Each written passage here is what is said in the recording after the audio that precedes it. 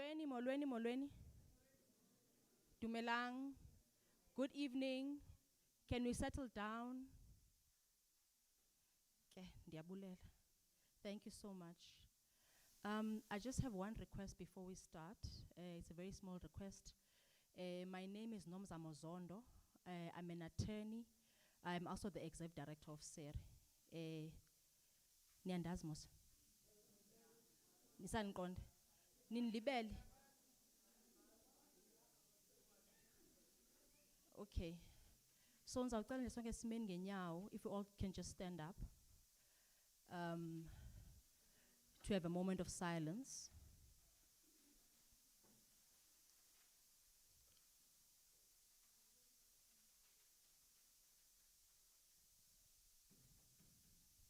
So this day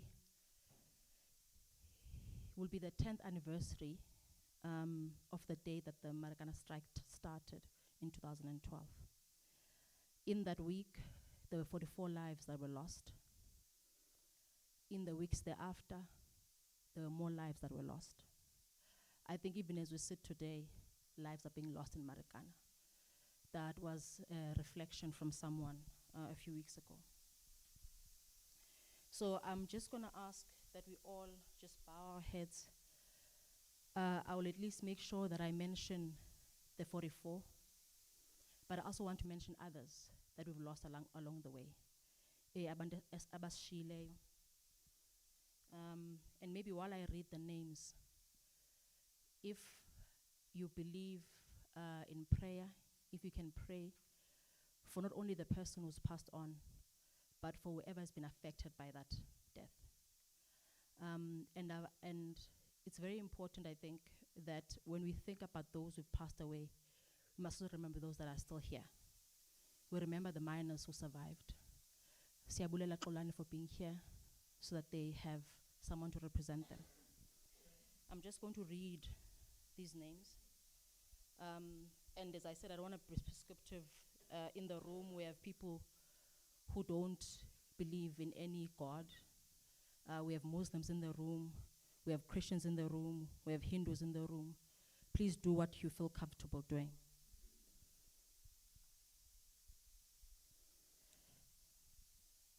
Here we go.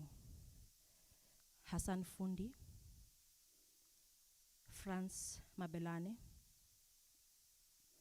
Tembelake Mati, Hendrik Tsietsi Monene, Selo Roni Lipaku, Tapelo Eric Mabibi, Julius Langa, Semi Joganisi, Pumzile Sokanyile, Isaiah Twala, Mulefi Osiel Ntswele, Mudisa Utsile Van Veek Sakhalala, Ngosiyabo Xhalabile, Babalo Mchazi, John Kutlwano Lidingwane, Bongani Nqongophele, Cebisile Yawa, Mongezeleli Ntenecha, Henry Mvuyisi Phato, Ndandazo Nokhamba, Bongani Mtse, Bonginkosi Yona,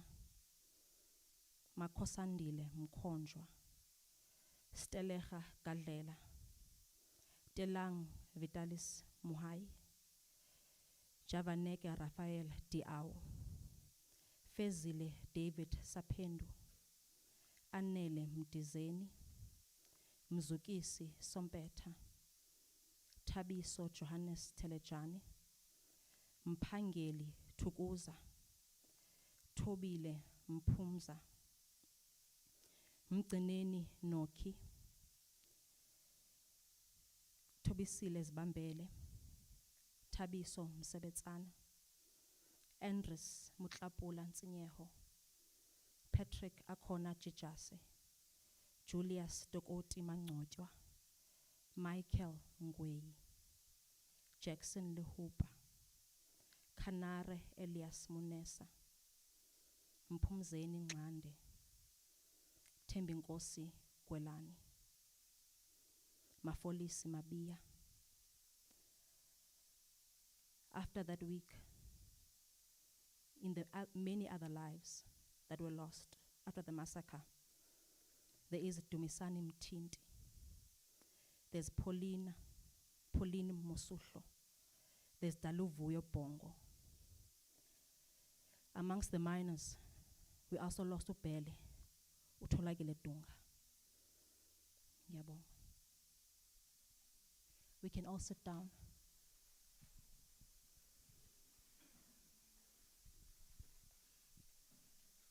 So today, on purpose, Ngamabom, we made this an echo chamber.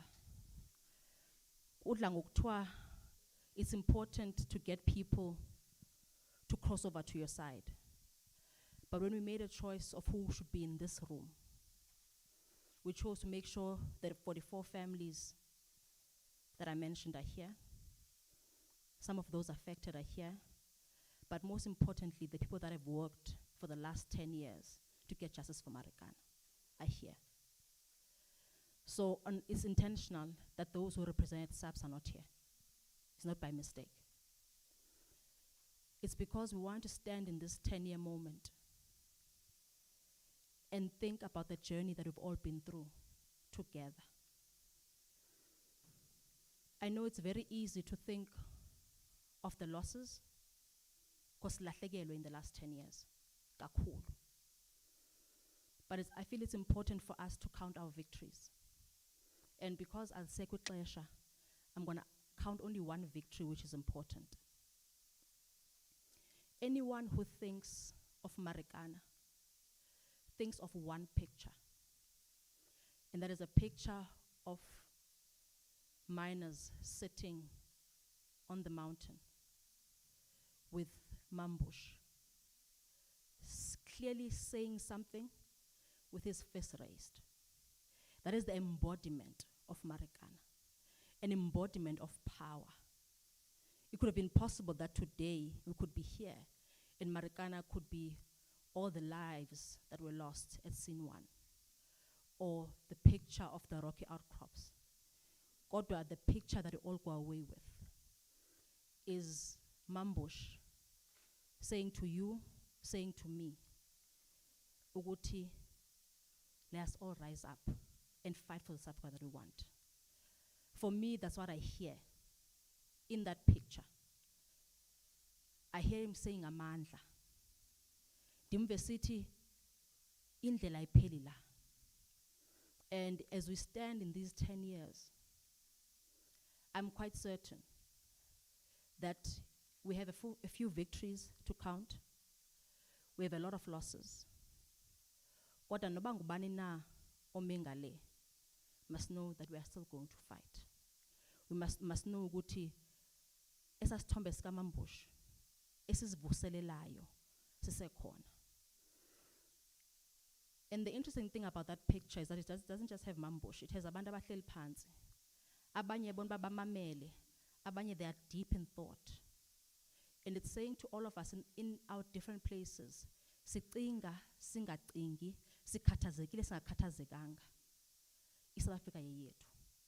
Kumele siyilwele. In closing, because I feel like we've lost a lot of time, we are here today. The reason you are here today is because you've been part of the journey for justice for Marikana. Every single one of you. Because today we count every word, every action that was taken to get justice for Marikana. Here, standing here in this 10-year moment. And we count it exactly because a lot of the time, power thinks that it can never be challenged. And the fact that we've challenged power, the fact that nizi families se Marikana, nimele le mizi ngemizi A47 ebaliweyo, nimele nathi not ngomyeni wam, not ngomntanam, not ngobhuti wam, not ngotatam. And that's why we're here today. I'm going to end there because I don't want to say anything more. But to say I really appreciate you honoring this invitation. Diazba, some of the families came from the Eastern Cape by bus, long journey to be here. Others flew, I don't know how many hours to be here. But asithathe kancinci sisiri. Because le ndlela yindlela yethu sonke.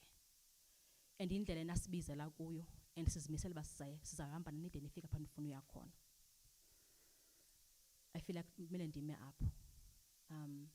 Because nam zawuvuseleleka. Isicelo endinaso, namhlanje, we have a very short program, it's not a long program. But that program is just about le ndlela esihambileyo. That's all it's about. Le ndlela esihambileyo. So we've asked Utata Madlanga, Justice Madlanga. Bunitsi ben you recognize him. He was the chief evidence leader, Marikana Commission for 2012. Wahamba ngo 2013, whereby a judge in the highest court in this country. But I wanted to introduce him. I wanted to share two things that are personal to me that he doesn't know about him. My very first memory that is stuck of Justice Madlanga, Sise Rustenburg. It's in a meeting, it's lunchtime with the families. We had a meeting at the back of the auditorium. And during that meeting, a family member let out a scream. The kind of scream that made everything stop on the other side of the auditorium. I remember him running in. And he was like, "Ni right, you ain't right." And I was like, wow, okay. Someone's humanity was activated just by the sound. And at that time, I'm still new in the case. The clients are not used to me, but that moment I remembered at Madlanga, and I want to thank you for that. The second thing, so that you know, my most favorite judgment that you've written is a judgment of Gaitna. I'm probably mispronouncing it. But the way that you open that judgment, you open it with the words, ubomvu. And you say, ubomvu. And you say, this used to be the call that would be sounded by the lookout when the police come to warn a family or other families who are going to have their homes raided by the police. And then you say, to the apartheid government, the oppressed majority had no privacy to protect, and no dignity to be respected. And as a young lawyer who's practicing in South Africa now, post-1994, a lot of my work is making sure that that oppressed majority has those two things. And I keep that in my heart. I probably butchered it a little bit, but those are the parts that stood out to me. Just that very first sentence, I think maybe as umXhosa amaboni language akunithethwa pha, like, wow, okay. But that's the third line of making sure that everyone has privacy that should be protected and dignity that should be respected. It's what you gave to me. So thank you for being here in this echo chamber. Fortunately, we have the people who are watching the live stream. And I'm hoping that after your inputs, they will feel that they know a little bit more about Marikana. Because even as we stand in 10 years, there are many myths that remain about Marikana. And then I'm also fortunate, I'm going to welcome the second person, our facilitator. Now she's worried about the personal. There's a lot, right? There's a lot. But again, it wasn't by mistake, Okezo, that we invited you to chair this panel. Because when we debated about Marikana in 2013, when people still believed that the police were justified, you're already fighting on the side of the victims. The organization that you started continued that fight, to fight with the victims. But most importantly, the one thing that I respect the most about you is how you are always so ethical, how you love, but at the same time, you are always, you've been, at least for me, you've always called me out at the appropriate times. But in relation to Marikana, the one thing that I remember about you is an article that you wrote about the money that Lonmin was hiding in international shores, the money that the families have not been able to access to. And I'm grateful to have walked the journey of Justice for Marikana with you. Having said that, I am going to keep quiet and invite Justice Madlanga to come and address all of you and address the people that are watching the stream. We really appreciate it. We know that you have a lot of things that you could have been doing, but to spend this day with us, it's really important. Thank you.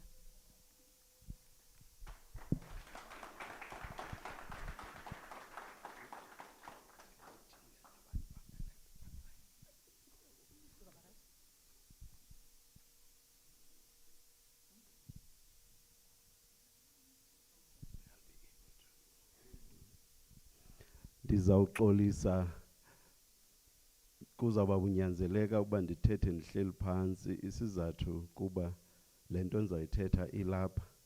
Ngoku ukuba ndibambe le nto ndibambe nale ndiphinde ndipage up and down, that akwenzeki. Ndiyaxolisela, asiyondelelo konke konke ukuba ndibe ndizawuhlala phantsi. What I just said is I will have to make my address sitting down because my speech is in my laptop and I have to use my fingers to page down, and holding the mic, the laptop, paging down will be impossible. So please forgive me. It is not out of disrespect that I address you sitting down. My most sincere apologies. And good evening to everybody gathered here tonight. And let me thank Unomzamo for inviting me. No amount of resisting the invitation could succeed, because I said to her, I have done this a good few times now. Please, don't let me do it again. But she insisted, so here I am. Mandizibulise insapho nezizalwane zabantu abathi basishiya okanye balandulela eli eMarikana. Abanye benu ndicinga bayandazi kuba ndandikhe ndibe nazo iingxoxwane ezincinanana nabo ekhusini. Abanye benu ke ndiqinisekile okokuba abandazi. Ucacisile uMiss Zondo okokuba inxaxheba yam phaya eMarikana yayintoni na. Enye into endiye ndayivuyela kukubona uXolani.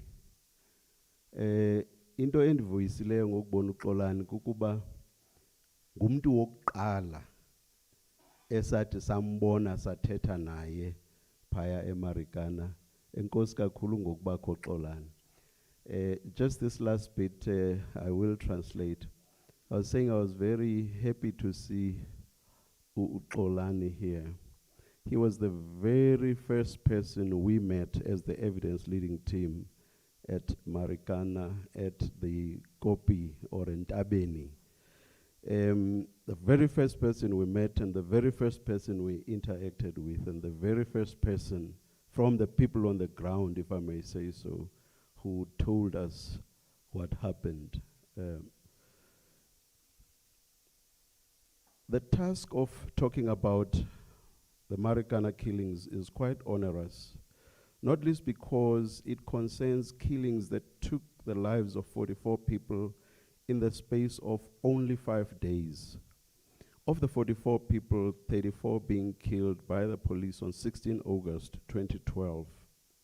As the evidence leading team of the Falam Commission, we could not resist timing how long it took to mow down the 16 people that died within seconds in a hail of bullets. That hail of bullets lasted only about 8 seconds. In only 8 seconds, that many lives taken away. That is the shocking, heart-rending, numbing scene that was shown on television day in and day out. Of the total of 34 people killed by the police on 16 August 2012, 18 were shot dead a short distance away. Thus far, these killings are the darkest hour in the history of the democratic South Africa. When people talk about the Marikana killings, what most have in mind are the killings of 16 August 2012. That is understandable because in one afternoon, the police, whom we expect to protect us from general lawlessness, physical harm, and being killed by others, shot and killed 34 people and injured scores of others. Harrowing as that is, it should never cause us to forget the 10 other people who suffered violent deaths only a few days before. There is a fact that cannot be swept under the carpet. Like those killed on the 16th, they too left behind loved ones. They too were fathers, brothers, husbands, partners, and lovers of the people they left behind. They too, like the next person, loved life and all that it has on offer. It is for that reason that, as evidence leaders, we had to do our best to ensure that each story was told and each death accounted for. The first casualties were Mr. Franz Mabelane, Mr. Hassan Fundi, and Mr. Tapelo Mabibi. They were all killed on Sunday, 12 August 2012. Mr. Mabelane and Mr. Fundi, both Lonmin security guards, were hacked to death and set alight. They suffered those brutal deaths at the hands of the striking workers. Mr. Mabibi was at work at Lonmin's K4 shaft. Men with covered faces arrived at the shaft. They attacked workers they found at work, fatally injuring Mr. Mabibi. They also set alight Lonmin cars. Your guess is as good as mine as to who killed Mr. Mabibi. A total of 6 people were killed on Monday, 13 August 2012. Mr. Julius Langa, a non-striking worker, was killed on his way to work in the early morning. He had 18 incised wounds on the chest, upper limbs, back, head, and face. With regard to his death too, your guess is as good as mine as to who the culprits were. The deaths of the other 5 people were connected to an incident during which 2 police officers were killed by the striking workers. I say more about this incident later. The 5 were Mr. Pumzile Sokanyile, Mr. Tembekile Mati, Mr. Semi Joganisi, Warrant Officer Sello Lepaku, and Warrant Officer Tsietsi Munene. The last and 10th person to die before the killings of 16 August 2012 was Mr. Isaiah Twala. He was an NUM shop steward. His body was found on 14 August 2012 behind the huge rock outcrop commonly referred to as the Kopi, or as the striking workers called it, Entabeni, at which they gathered on a daily basis. Mr. Twala had multiple stab wounds on his torso and a wide gash down one side of his face. An eerie sight was the skull of a cow on his chest. I will now focus on the killings of 13 August 2012 and those that were committed at what came to be known as Scene 1 on 16 August 2012. And this is not because the other deaths and killings are unimportant, but I've been given only 20 minutes, so I can only deal with some of the facts. In respect of each incident, I will pay particular attention to the police narrative, and I will then attempt to show why that narrative was false. On 13 August 2012, a small group of striking workers left the large group at the Kopi and walked to K3 shaft. On their return, they were intercepted by the police whilst walking along a railway line. What is of grave concern is the manner in which the police implemented the operation that ensued. It was a disaster. I say this based on A, objective facts, and B, what some SUPS members said. Before I get to the detail, let me state SUPS's narrative as to what precipitated the killings. The police said that when the small group of strikers left the railway line, they, that is the strikers, walked across an open field that is adjacent to an informal settlement. The police say they harbored a fear that if allowed to enter the informal settlement, the strikers might injure people and damage property in the settlement. They claim that the strikers suddenly veered off course and proceeded towards the informal settlement. Because of this, the police fired rubber bullets and stun grenades at the strikers to prevent them from entering the informal settlement. According to the police, the strikers then attacked them, killing 2 police officers. Based on video footage that depicts what happened, this police narrative does not bear scrutiny. What in fact happened is that from the railway line, the striking workers walked across the field. A Nyala armored police vehicle drove past them. It cut in front of them and came to a stop. Up to that point, the workers who were following a roughly straight course had not veered off course.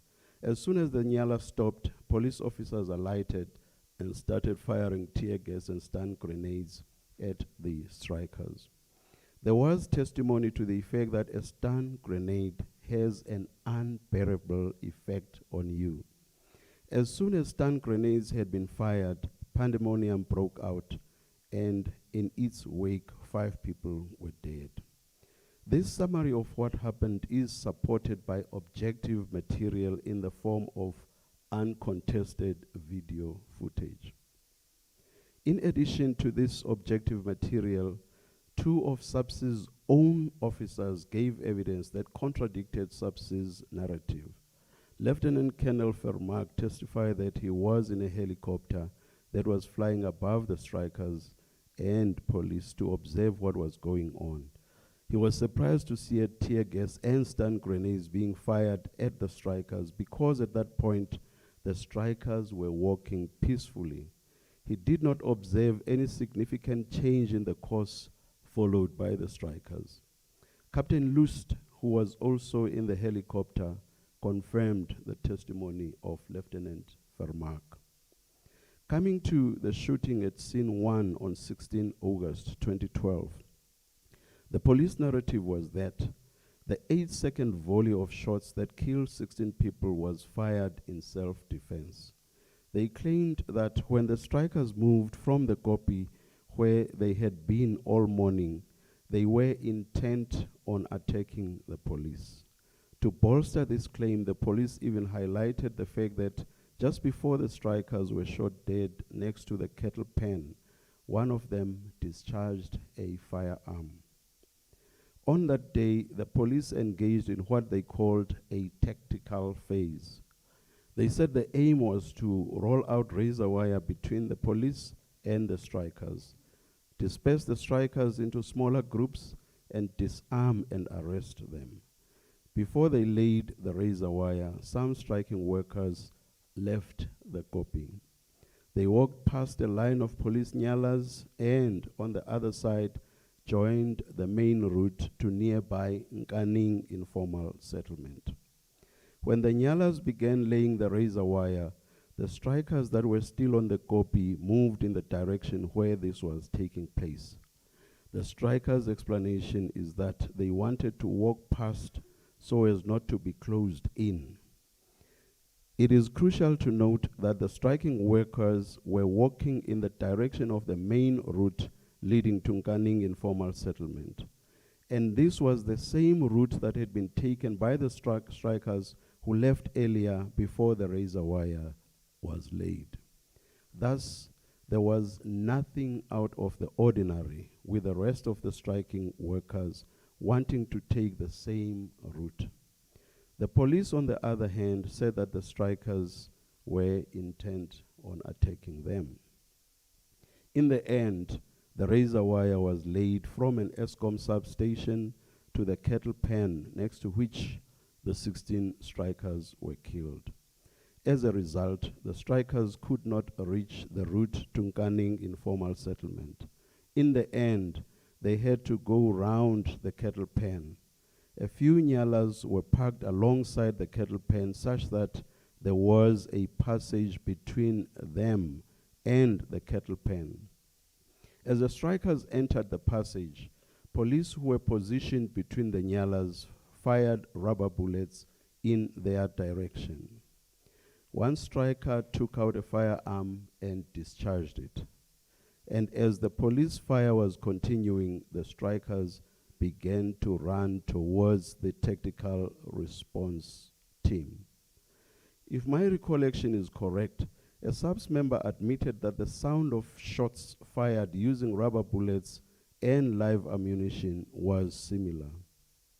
That means when the police fired rubber bullets from between the nyalas, the strikers could not have been able to tell the difference. To my mind, that explains two things. First, the striker who discharged the firearm did so as a reaction to the gunfire directed at them. Indeed, it is clear from available video footage that he started firing after a few shots had been fired between the nyalas in the direction of the striking workers. Second, the strikers probably started running towards the police line formed by the tactical response team, fleeing from the rubber bullet fire, which they must have believed was live ammunition fire. What happened next is that 16 striking workers were mowed down in an instant. What I must also highlight is that the police that were closest to the striking workers just before the gunfire volley that killed the strikers were the police that were firing rubber bullets at the strikers between the nyalas. What's the significance of this? If the striking workers were intent on attacking police, as the police narrative suggests, it passes more than strange that the strikers did not attack these police. They were right next to them. They were passing. The strikers were passing right next to the police firing shots between the nyalas. So why not attack those? Why run towards the tactical response team that were further up and holding R1 rifles? It does not make sense. On the contrary, the route to Nkaning was straight ahead as the strikers entered the passage.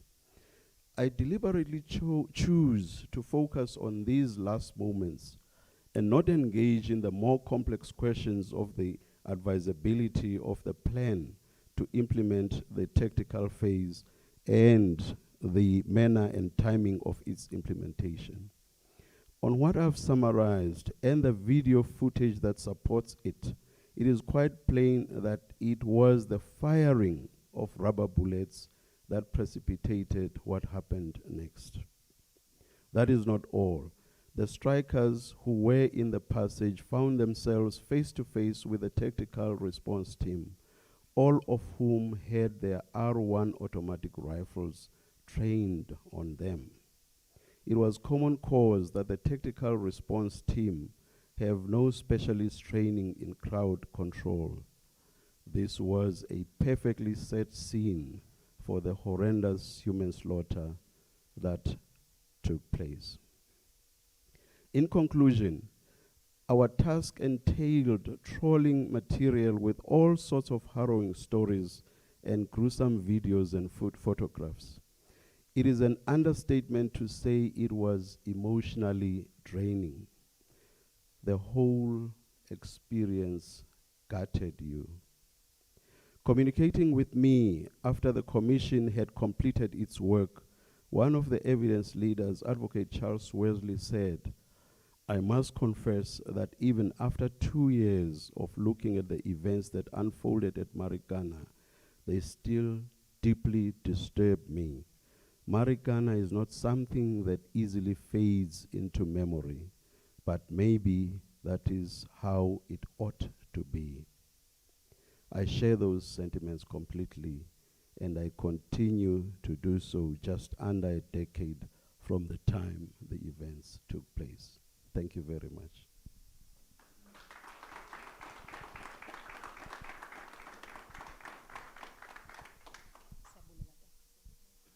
Siyabulela Dr. Madlanga. Ungayohlala phansi.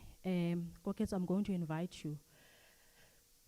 So just there's one interesting thing about today, right?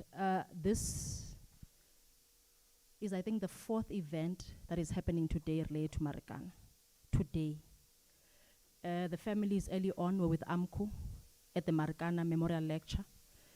The Office of the Solicitor General had a press briefing today about Marikana. The Benchmarks Foundation had an event that started yesterday but concluded today on the 10th anniversary of Marikana. So, as you were saying, Baba, Marikana cannot fade into memory, and hopefully it won't, at least not until justice has been served. So I'd like to invite Koketso with the rest of the panel, Mama Fundi, Mama Zameka, Andres. Thank you. Good evening, everyone.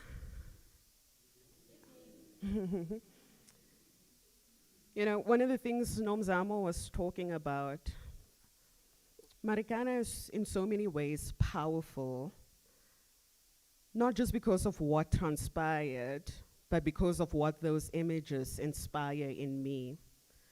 The story of Marikana is not just a story of victims. It is the story of agency and what is possible when people come together to act. But Marikana also could be anywhere. Marikana reflects a lot of what was happening in South African society: the exploitation of black labor, poor living conditions, the over-policing of poor black people, among many other examples I give. So with that, I would like to invite the panel to come join us. We've got Mrs. Aisha Hassan,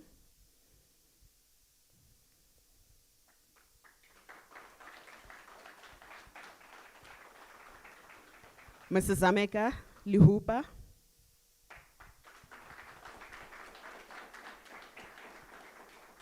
and Andres Nkome.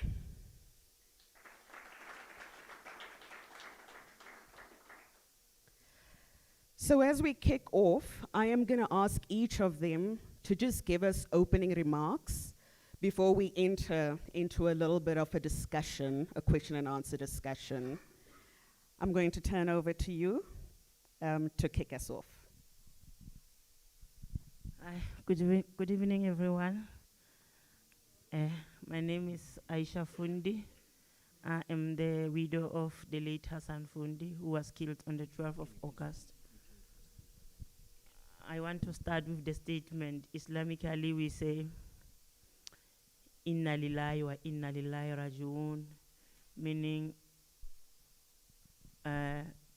from God we come and to God we shall all return. Irrespective of how, eventually we shall all return. This is the ways that most of the time give me strength, that we, as son of Adam, our life is temporary on earth. I thank you.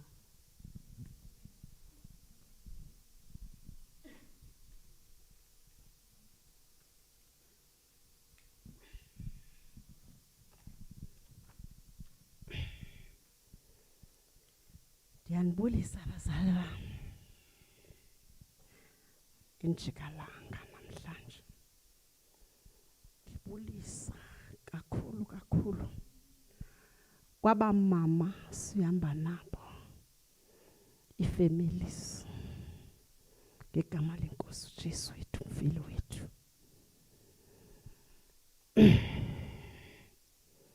Bantaba kwethu. Ndingumama uZameka elasekhaya. Elasemzini ndingumalukisana Lihupa. ndingwasemamfletshara. Ukuba lapha kwam sizezifemeli, ukuba lapha kwethu mandingazibali mna. Ukuba lapha kwethu sizezifemeli into ebuhlungu engachazekiyo. Ibuhlungu kakhulu. Le nyanga sikuyo sikunyanga ka-August. Sikwinyanga yesehlo esehlayo eMarikana. Ekwabulawa abayeni bethu ngesihlungu. Linxeba elingapheliyo esingazi ukuthi lawupheliswa yintoni. Akekho umuntu oza phambi kwethu athi nasi sizathu soba abayeni benu ibe abekho namhlanje. Akho noyedwa. Akho polisa selibanjiwe eliseziseleni. Amapolisa asahleli ngaphandle, ahleli neefemeli zawo. Namhlanje thina singaba mama kuthiwa singabahlolokazi baseMarikana. Abahlolokazi bangabumi. Ngoba asibo bahlolokazi be-mistake. Akho mistake yenzeka eMarikana. E-mistake zakwenzeke mistake emapoliseni ba abulala abayeni bethu. Kwenziwa isigqibo babiyelwa ngedrati. Agqiba amapolisa ema athandaza. Acela imiphefumulo yabayeni bethu. Ayo mistake leyo, kwakuyinhloso. Kodwa ke ngoku nanku umbuzo esiubuza usizezifemeli. Njengoba esehlo sehla nje. Kweli lizwe ledemocracy, kweli lizwe lentando yesininzi, kweli lizwe sithi lenkululeko. Inye into esixakayo, ndiyacinga uba kweli lizwe sine-president. Kweli lizwe eli ngelo xesha kwakusengutata uThabo uZuma. Utata uRamaphosa kwakungubani, kwakungu-deputy secretary kamongameli. Enama-chairs kwi-Lord Mayor. Wenamandla amakhulu ukuthi lento makazoyivala. Wenamandla amakhulu ukuthi makaye kumqeshi. Athi mqeshi phendula naba basebenzi. Mna abantu abakwethu kweli lizwe ndiyaqala. Bathi abantu mebekhalaza. Bethi noko lento sifumana incinci. Siyacela mqeshi sondela kuthi. Siyacela ukusongezelele. Vele kubuya amapolisa kuphendule ngesibhamu. Sibuhlungu bantu abakwethu kakhulu. Asazi belinxeba lopholiswa yintoni. Kweli lizwe ukhona upresident zange sambona nangenye ilanga. Eza kuthi sisezifemeli. Azodibana nathi. Athethe, uyazi ilizwi liyaphilisa. Ilizwi nje lilodwa liyaphilisa, ukuthetha kuyaphilisa. Eze kuthi sezifemeli zaseMarikana. Athethe nathi. Mhlawumbi obuhlungu sikubo mhlawumbi ngesebubhetele. Kuqala ukwenzeka izinto apha ezindaweni siyabona phezulu. Uyagijima nakumazwe ngaphandle uyagijima. Kodwa kuthi kunzima. Even akasazi noba sihlala njani, noma siphila njani, noma sinendlu eziyi-1 emakhayeni wethu akasazi. Even nabantwana bethu akabazi noba baphila kanjani. Kodwa ke kubuThixo ukhona siyaphila. UThixo ukhona, umfeli wethu siyaphila ngoThixo. Siphila ngoThixo abantu abakwethu uthini. Asiphili ngenye into. Siphila ngoThixo, siguqe ngedolo, sithandaze, siyaphila ngoThixo. Futhi sisazophila. Ndicela abantu abakwethu siyibambeni iqine. Kwaba buhlungu ngoba kwinyanga yomama lena esahlukunyezwa ngayo. Akho no you1 kunomama ngomama abantwana be-Women's League abake beza kuthi njengoba nathi singabonye omama sehlelwe into enje beza kuthi bazolilisana nathi njengoba nathi singabonye omama kule nyanga yomama. Sibuhlungu. Asazi bala manxeba azopholiswa intoni. Futhi ndike nditsho kwezi family ndithi izifamily angathi mina lena into ndongena nayo egodini. Ngoba Ndithi noba ndilele ndiyaguquka ndiyazibuza. Kanti thina siphila kweliphi ilizwe? Leliphi thina elizwe siphila kulo? Kwafa abantu eMarikana kwafana noba akho nto eyenzekileyo. Ugovernment uzithule abantu badukulwa ngabantu bakagovernment, amapolisa kagovernment, ilanga libalele. Athi amapolisa babezidefenda. Ukhona umuntu ongamdubula 11 bullets, 7 bullets kanti ezidefenda? Ukhona umuntu onjalo? Uyambulala moso sidefend. Uyambulala ba makafe. Sibhlungu bantu abakwethu, siyacela nomzamo. Izibambe ziqine ntombi. Ningayiki. Into esiyifunayo, sifuna uxolo. Into le kuthi yeyish.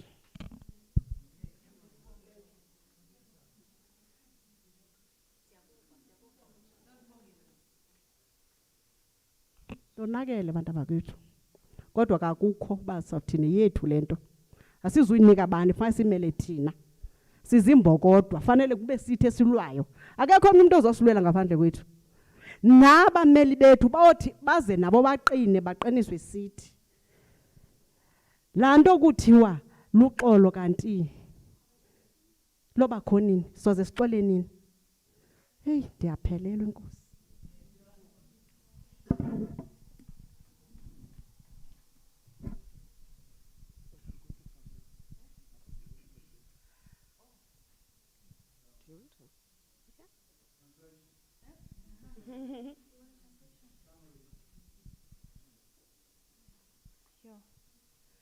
So, a short summary. What does Marikana mean? For freedom, for democracy. If our husbands can be killed, mowed down in broad daylight, and then there's no accountability. No one is arrested. No one comes to apologize. Not even the Women's League, which are women like us, comes to say, we mourn with you. That did not happen. And the part that Mamnungu was breaking apart on, she was saying, but we want an apology. And we know as women, as Mbogodo, we are strong. We'll continue the fight regardless. We are going to continue. We want our lawyers to continue. But to the families, she was saying specifically, the only way even the lawyers are going to be committed is if we keep on the fight. For her, every night it comes to her. And she's committed to go to fight this battle up until the grave.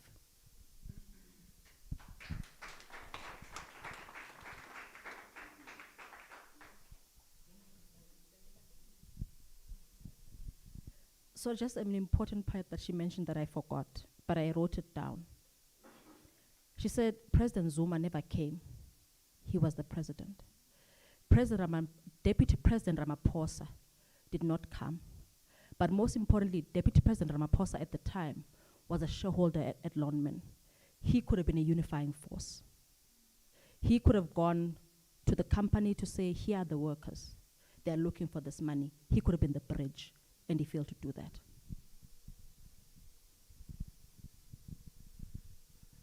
Good evening, ladies and gentlemen.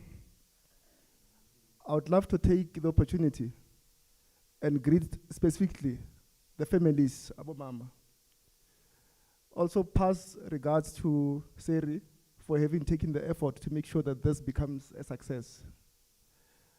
Justice Madlanga, I really appreciate you coming through to allay and set out what really transpired within the evidence that was given at the Farlam Commission. Olali, we saw him here. I appreciate the presence. And I wouldn't want to go specific and talk to many different people, including Rihad and Mr. Jim. But essentially everybody that is here, as Domzama stated earlier, they are here for a reason. In fact, people that participated in the commission that are not here, Nomzama stated that they are here, they are not here also for a reason. And I appreciate that. The brief opening remark that I would like to make, it is about what Koketso has just stated, to say that the history of mining in South Africa, it's very painful. Essentially, the living conditions of people that work in the mining industry, is untenable. The whole Marikana episode started as a result of the demand for better living conditions, the demand for better wages.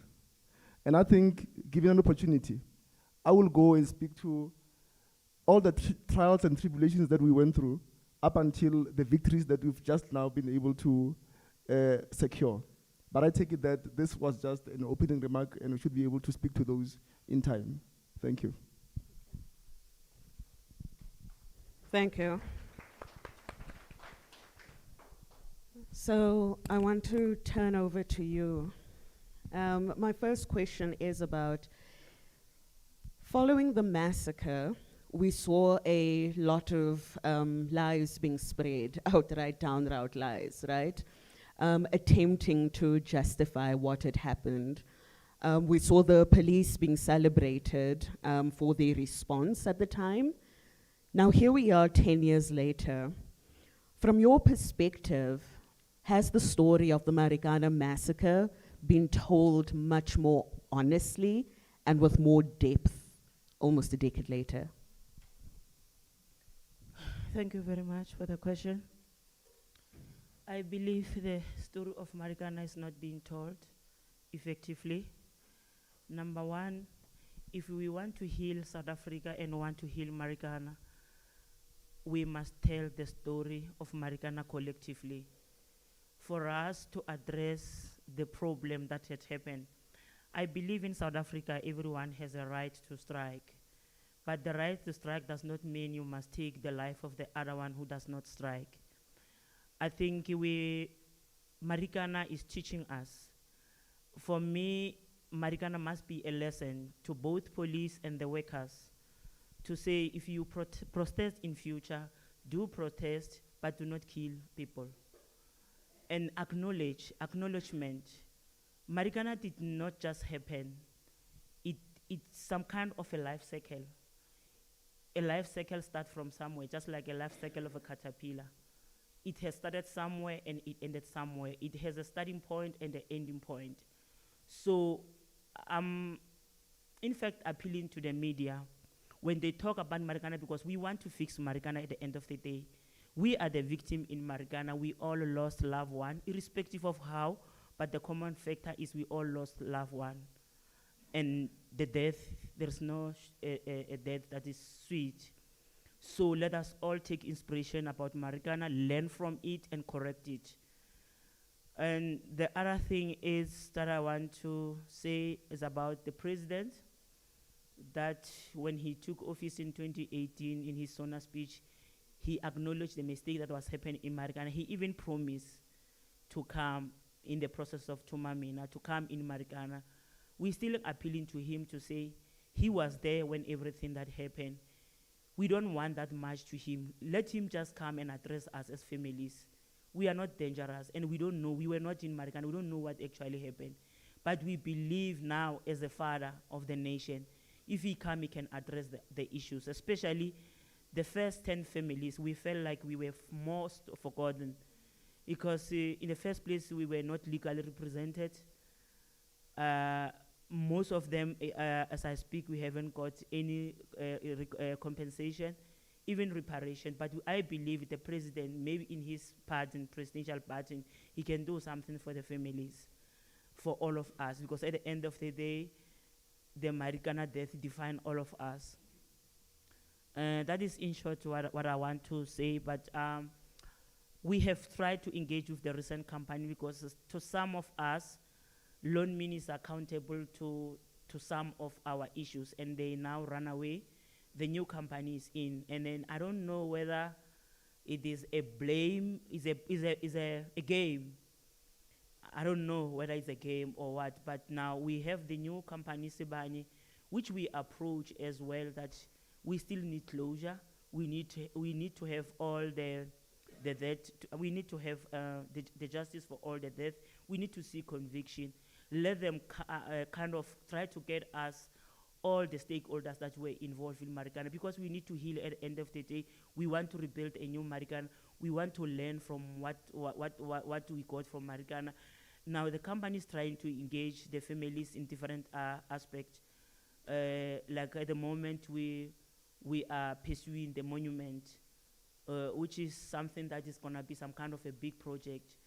So we believe that if we come together as a black nation, because when I see Marikana and when I reflect about Marikana, there was no white, I'm sorry to say this, but there was no white man that was killed. Black killed black. It was some kind of a black on black violence. So we must come on as a black nation and really learn from Marikana and go ahead and reconcile and build a new Marikana. I thank you. Thank you. I'm going to turn over to you with the very same question. From your perspective as well, in the last 10 years, you know, do you feel that there has been honest engagement and depth with regards to the story of Marikana?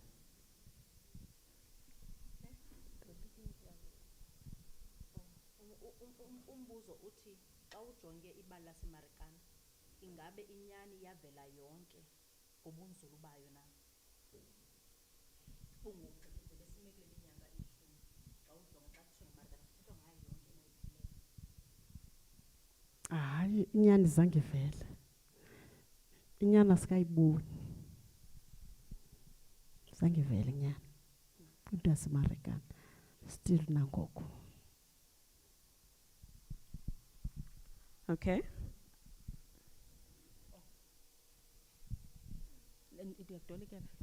So she's saying the truth has not come out.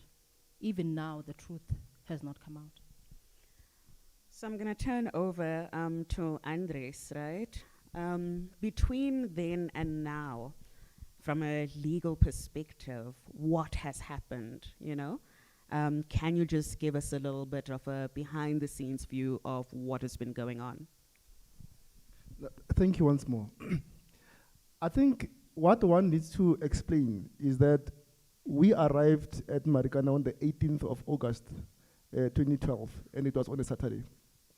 At that time, we represented everybody, families of the deceased, those that were in hospitals, as well as those that were arrested.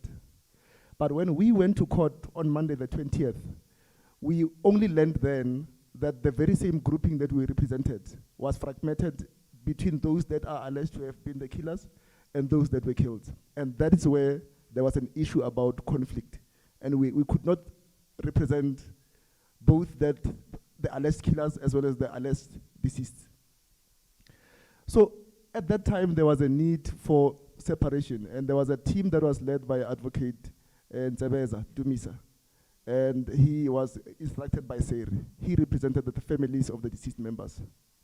Whilst I formed a part of a team led by Advocate Mpof, there is the team that represented both the injured and the arrested. But the narrative essentially has been the same. Now, immediately after the massacre, there was a commission of inquiry set up by President Zuma. The terms of reference of that commission did not seek to have the words, did not seek to have the evidence of the survivors of the massacre. So essentially, it was supposed to be a one-sided story that says, these are the killers, and therefore we ought to just find as to what caused all of this.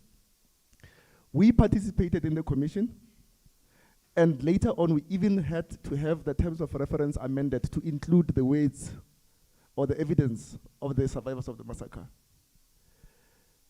We went on again in 2015 to issue summons against the government simply because our understanding, our evidence was that the massacre took place as a result of a toxic collusion between state and capital.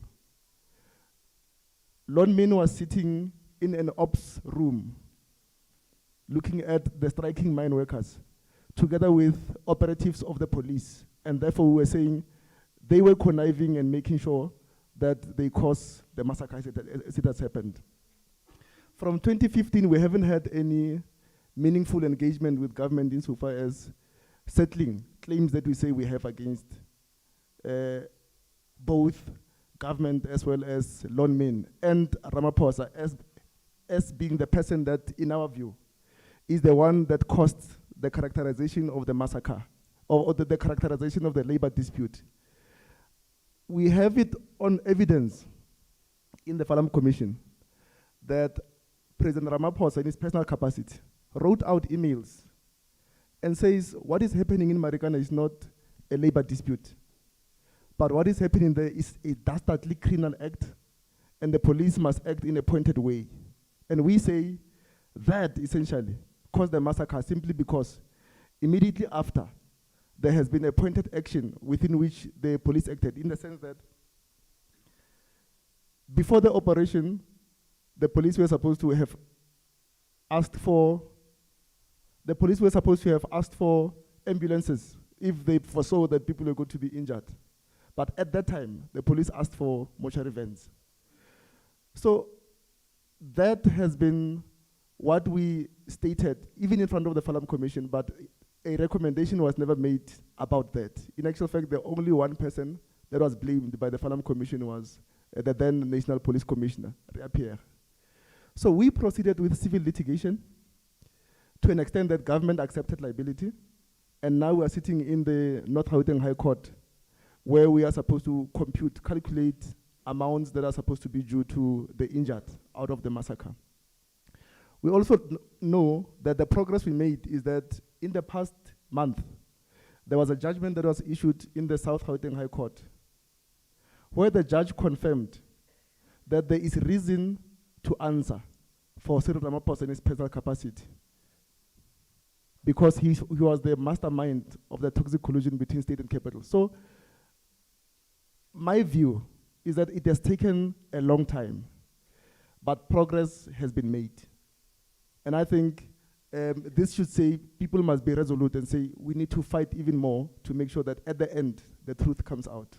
Thank you.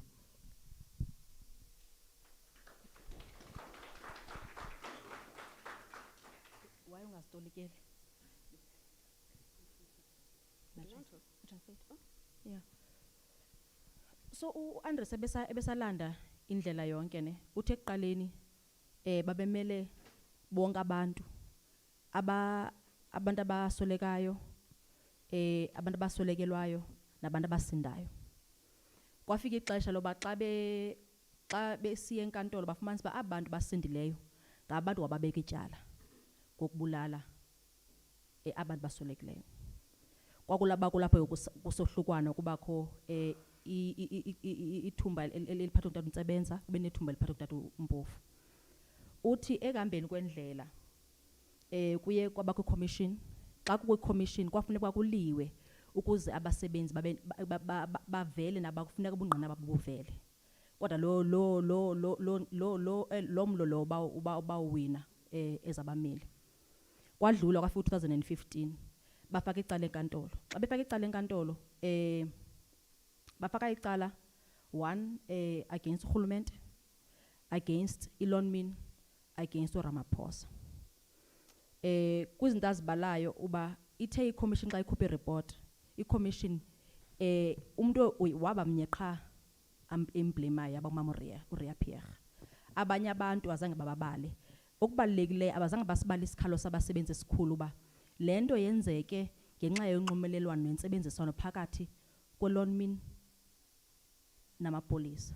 Ngoba iLonmin yayiyiyo yayingaphakathi kwegumbi apho layisebenza khona amapolisa, and futhi ngaphezulu kwalonto leyo endleleni yoba amapolisa angenelele uTata Ramaphosa nguye umuntu owayebhala incwadi efuna uba amapolisa angenelele, and nguye umuntu owathi abantu basentabeni ayingobasebenzi abasetoyitoyini, ayingobasebenzi abalwa nomqashi kodwa zizikrelemnqa.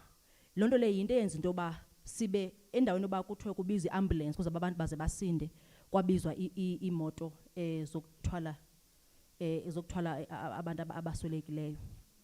Uthi kungoku urhulumente uvumile ba unetyala lokubabhatala abantu, kodwa imali isabalwa, especially for abantu abonzakalayo. Kwicala lika leLonmin noTata Ramaphosa bekuyiwe court lenyanga iphelileyo kwaphuma isigqibo. Isigqibo sithi into yoba uTata uRamaphosa unegalelo ekuswelekileni kwabayeni benu, kwabantwana benu, koobhuti benu, yinto evakalayo, yinto angaba ucacisa it's like now it's too legal now. I can't explain it in Xhosa again. I'm sorry. Unetyala. Unetyala ufumaneka uyabandakanyeka naligama. Uyabandakanyeka ekuswelekeni kwabantu eMarikana. So ngokubona kwakhe uTata Andres kule ndlela esihambileyo kukhona izinto esizibambileyo. Yena uyasicenga ba siphikelele siqhubeke nomlo. So I just want to go back to you again. You used the phrase toxic collusion quite a bit, right? And I'd be interested from your vantage point, what are the lessons for us about the nature of the relationship between the state and private power? Look, I would say in the history of the mining industry, it is easy for powerful politicians to become shareholders of mining operations in the same way as Ramaphosa did become. And from that point, as an NEC member of the ruling party, he was easily able to make a call or even write out emails to very senior people within the SAPS, within the mining industry, and inform them that let there be a different treatment of these laborers than ordinarily treatment that would be given to people that are on strike. And this was simply because for the fact that he was a shareholder means the more the mine workers got, the lesser he was going to get as a dividend earner in the mining operation. So the lessons essentially that I think we ought to take from this is that we should maybe follow the recommendations that were made by Falam, in that the mine workers essentially must be direct insofar as treating the mining communities with their social and labor plans and making sure that the conditions of those that work in that spaces, they become better. Thank you. So I want to turn over to this side. You mentioned that you feel like the story of Marikana has not been told with honesty, right? And I'd be curious about how would you like to see it being told, you know? What are some of the things that would make it feel like a much more complete story for you?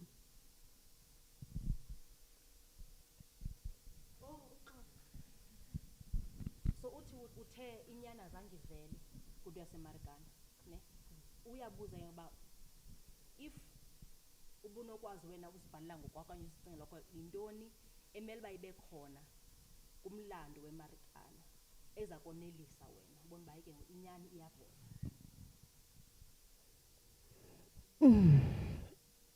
Kukhwelwa suku le-16. Ela suku le-16 umqeshi ubafuna abasebenzi emsebenzini. Into esicelayo ngela suku le-16 i-holiday. I-holiday. Ola suku libe i-holiday. Wonke umuntu ngola suku angayi emsebenzini ahlale phansi. Ngoba lusuku ekwachitheka ngalo igazi elibhlungu kuthi. Akunothi ngola suku kufuneka abantu bona babe bephangele. Laa nto yayisenzeka pha yayibhlungu. Omagidiwana, oxolani, phezu kwamadoda ethu atshonile. Yeva, bayabanjwa, bayovalelwa ejele. Kuthiwa ngaba babulela amadoda ethu. Jele. Kodwa basebuhlungwini. Njengoba bebesentabeni songola suku besicela kube yi-holiday kupresident weli lizwe. Alenze ola suku libe yi-holiday.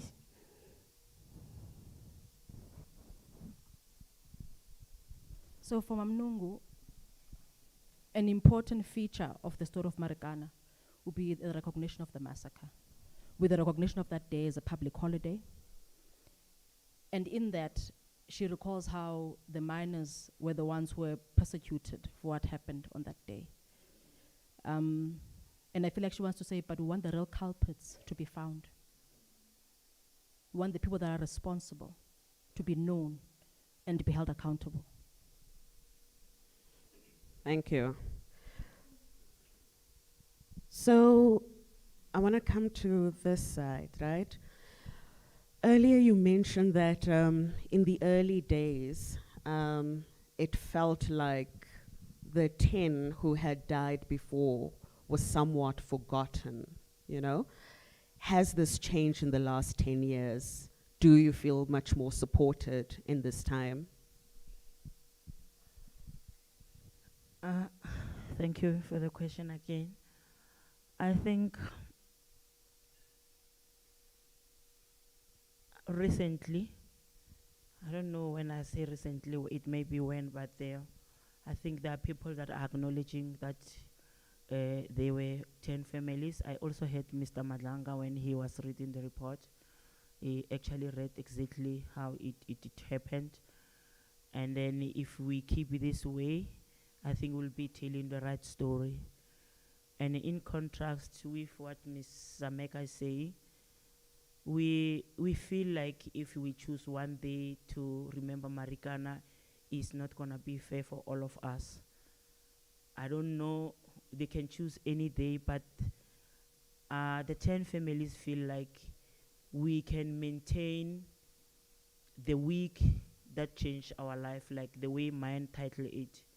They mine every year.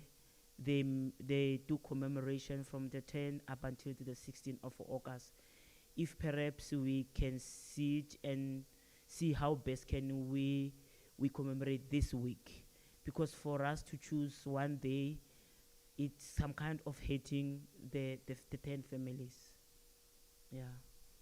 And So- then again, on the issue of Falam Commission, the report, the outcomes were actually not very clear. I also concur with what Mr. Nkome is saying, to say the conclusion did not say specifically who responsible for what. At the end of the day, the report was given to the president, and president was supposed to correct that, because when I see in all the commissions, towards the end of the commission, the specific people are tasked to do what. In our case, it was just a report, and that was it. Yeah, thank you. So I want to stick with you a little bit. In your earlier response, you were talking about how, we have all lost loved ones, and there shouldn't be any distinction. And it became quite clear that despite the differing circumstances, there's a shared connection amongst the families. I would be interested to hear you talk about how you came together. Yeah, we as families, we meet almost every year. Most of the time we do meet in a stakeholder meetings when we meet with Sibanye management, and we also meet in a beneficiaries departments where we speak about the kids and the concerns that family are facing. And at the end of the day, as widows, I titled it as all the widows, we are sharing same sentiments.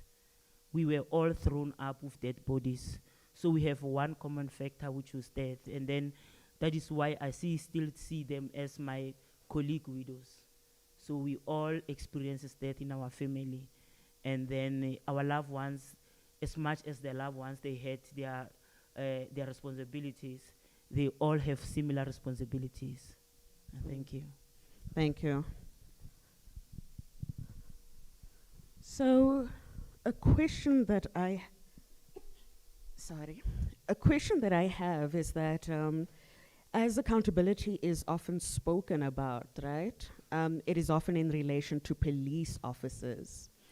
But before any police officer came face to face with any mine worker, Lonmin had created the conditions for that to happen, From your vantage point, do you think that Lonmin, the company itself, has been adequately held accountable?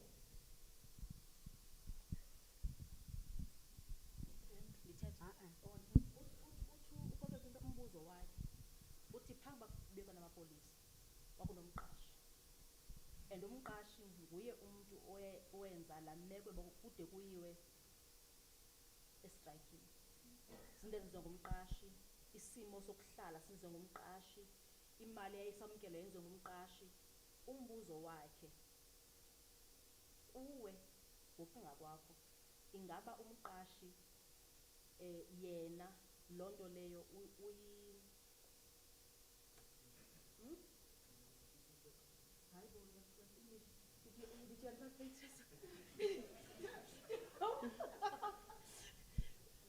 iquestion yakhe ne uba bube khona na ngayitsho sohlobo umqashi yena indima yakhe uyiphendulele na.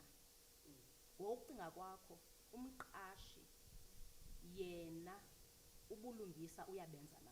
Ngayidibana solo hlobo.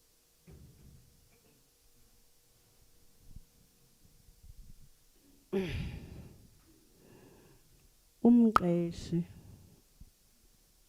kaloku ngabasebenzi bakhe ababestrikile. Umuntu ebefana uba uphendula abasebenzi nguye umqeshi. Umqeshi into ewayenzayo wase wabiza amapolisa. Efanele uba yena uyile kubasebenzi bakhe ayobaphendula. Aba bantu babengalwanga phaa kulaa ntaba. Babefuna imali. Befanele bomqeshi uyile yena ophendula abantu bakhe. So nakuye umqeshi andikabubona ubulungiswa. Anotsho even now kuye ndithi ubulungiswa bukhona ngoba even singabahlolokazi singabo nje namhlanje nomqeshi ukhona ngoba kaloku nguye owabiza amapolisa wade wabeka endaweni yakhe into esho ukuthi ke bekukhokhaswa apho kuthethwa ngabasebenzi. Naye umqeshi unesandla ekuswelekeni kwamadoda ethu. So nakuye akabikho ubulungiswa endibona ndithi hayi nabo ubulungiswa bomqeshi njengoba naye ebandakanyeka. So the employer has not been held accountable for their role. They are clearly implicated in the massacre because they should have negotiated with the miners. They should have met with the miners, but they did not. We are here today because they provided resources to SAPS. And at the end of the day, even now, even though we have a relationship with them, they haven't accounted. We have not seen justice from the side of the employer. Umqeshi into ayenza ufundisa abantwana bethu. Kwathi ke mekusenzeka esiyasehlo kuthiwa wazivolontiya ukuthi abantwana uzobafundisa bagqibe. So ke wenza umsebenzi wakhe efanele ukuthi wenzi uyawenza ngoba kaloku kude kube nje sisenzo sakhe. For thina ayikho into esingathi hayi umqeshi nansi into azisola ngayo. Ugqibela ngoba efundisa abantwana bethu. Uphelele apho. So the employer started an education trust for the young kids, but as the widows, we don't have anything to show from the employer to give us healing for reparation. We have nothing from them. So if you can pass it that way, because I want to turn to you with actually the same question, right? That we often hear about accountability from the state end, right? Lawnman's role often gets erased. What is their responsibility in as far as reparations or some kind of move towards this not happening? The summons that we issued against government was also against Ramaphosa and against lawnmen. So we are claiming for payment of reparations and compensations from the three parties. Now the one party that, in the law, they say the one party paying, the other is absolved. What we have heard is that out of the Falam Commission, there were recommendations that were made about social and labor development plans around the mining area. And it is that I say could be the one thing that essentially stops powerful politicians from seeking to suppress the interest of those that are working within their areas. When you look at Nkaning now and Vonorkop and the other surrounding areas, they are worse off than they were in 2012. You are wishing that there could have been better roads, sanitation, and better housing. All of that is nowhere.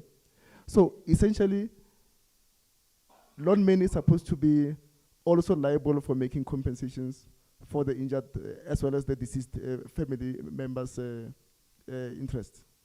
Thanks. So one of the things that's particularly alarming about that is, I don't know if many of you are aware of this, but Mining Affected Communities in Action released a report this year. It was a social audit in 10 communities, mining affected communities, right? to essentially audit how the mines are doing. Makua was formed, inspired by the events in Marikana. 10 years later, the majority of the communities that they have audited are not reaping any benefits from mining despite carrying the cost. They scored them 0 on women empowerment because there was very little targeted action that was geared specifically towards women. So as we're talking about the mining companies and Marikana again, this isn't something that happened in the past. The realities of Marikana continue to live with us day in, day out, community by community.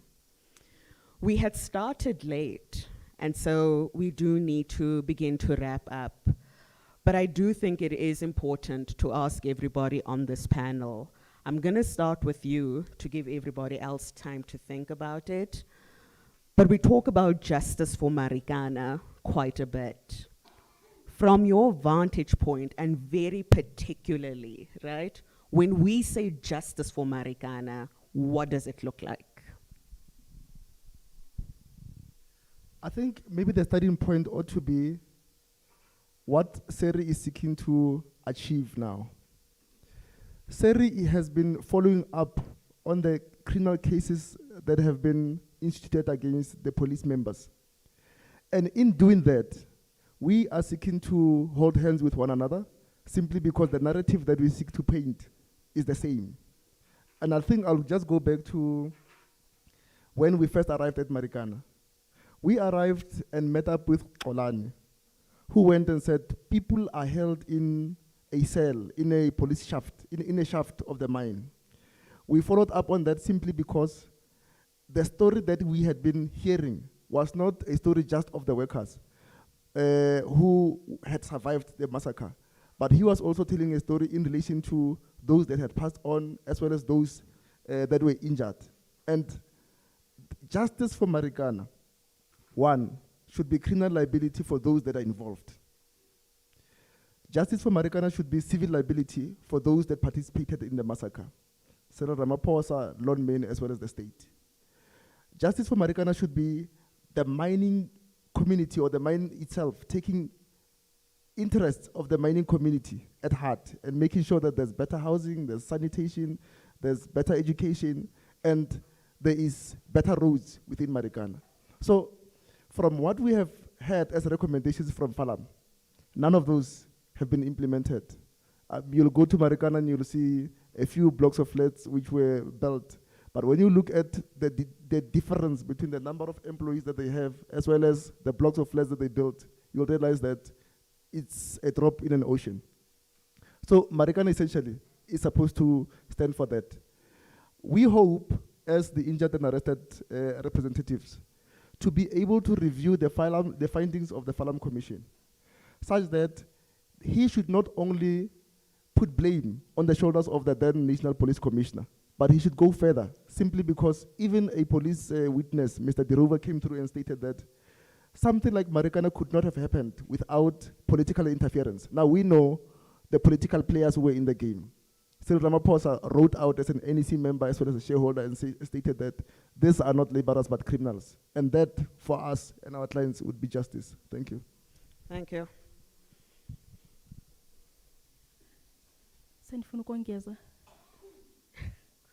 I may. I think, and I think it's just where you ended, Andres. The truth. I think for us, the reason we've pursued the criminal prosecutions is because in there lies the details, right, of who did what, for what purpose. But the one thing that, even with a long commission, we did not get is the truth. And I think if you speak about Dirova's evidence that the executive knew, someone sitting somewhere has that information, right? Someone knows how the executive communicated with the police, how Lon Main played it. Someone can come forward and say, actually, this is what happened. We don't have that. But it's, as Utatu Umadlanga was sitting here, is that even we don't even know things about how people died, like things that should obviously be in the public domain. We don't know about those things. And justice for Marikana must mean at least we get that. But the second thing I think, and you say there is, we have this fixation about holding the police accountable.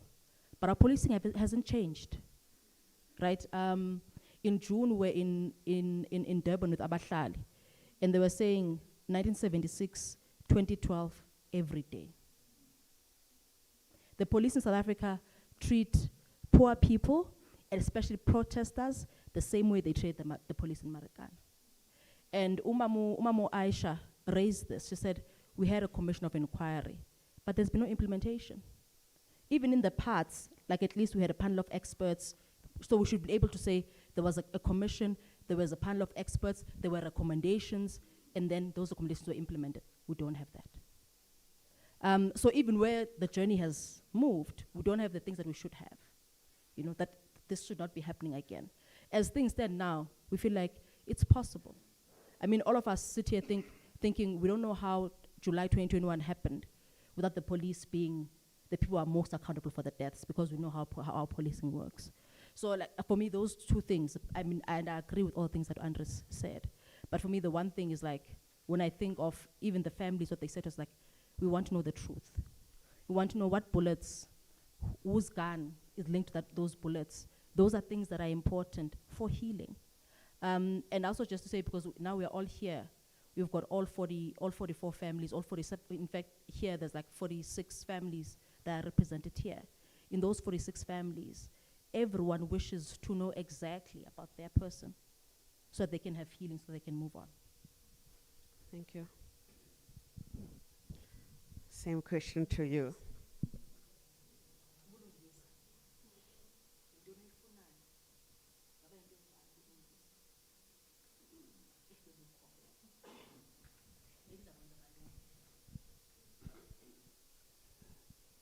Ubulungisa befanele ukuthi upresident eze kuthi azoxolisa. At least nathi lento ilapha ngaphakathi mhlambe izakwehla. Eze kuthi azoxolisa elalanga langa 16 ndiyaligxininisa kube yi-World Day. Sicela ubulungisa.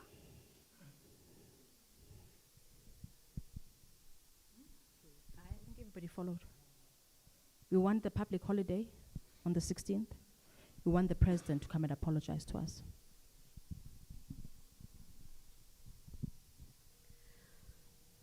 Asking you the very same question. What would justice for Marikana look like for you? Okay, thank you. I think for now, I will align myself with what all of them said, that we all want to see justice at the end of the day. We want to see conviction. We don't want to see anyone above the law. That's all we want to see. And one of my greatest wish is also one day to sit in this fashion with Minister Cele and President. I think that will be my dream come true. And the other thing is something that I want to highlight is when Lonmin were doing the placement, when all the widows were taking the job, I don't know how it was done. Personally, my late husband was in a official level. So I went to take the job of someone who was at the official level, but I was given a job as an administrator. So you can imagine the wage gap. So we don't know how the calculation came in placing us. Maybe perhaps they were supposed to place us looking at the skills, or placing you in the position, the salary of the person that you were placing. So yeah, in short, I'll say justice for all. Thank you. Thank you. So before I bring us to a close, very often it is a reality of South Africa that black people, poor black people in particular, are denied dignity and humanity when they are alive. And this follows through even in death as well. But as Nomzamo has said, It is by no mistake that each one of you is here. 10 years later, here you are, continuing to fight, not just for the humanity of the deceased, but for those who are living as well. The battle which you are fighting is not just about Marikana. It is a battle of many, many other communities out there. And for that, we thank you. We thank you so, so much. I'd like to thank the panelists for joining us today. I know we had a very late start. It has been quite a long day for everybody. I also do want to remind you that here at Constitution Hill, we have Senzenina, a sculpture exhibition that was inspired by the Marikana massacre, which is on display at number 4. It will be housed there until the end of October and is open to the public for viewing from tomorrow. We also have an exhibition just around the corner. If you have time, please make time to view it. The exhibition will be there until the end of tomorrow, is my understanding. It includes photos by Paul Boertes, and it includes artwork that was done by widows along with the people at Kulumani. Make time to visit it if you can. And for those who aren't here, as I said, the sculpture exhibition will be available until the end of the month. I want to say thank you to you all so much. Thank you, Seri, the Forge, and Constitution Hill for hosting us. Thank you.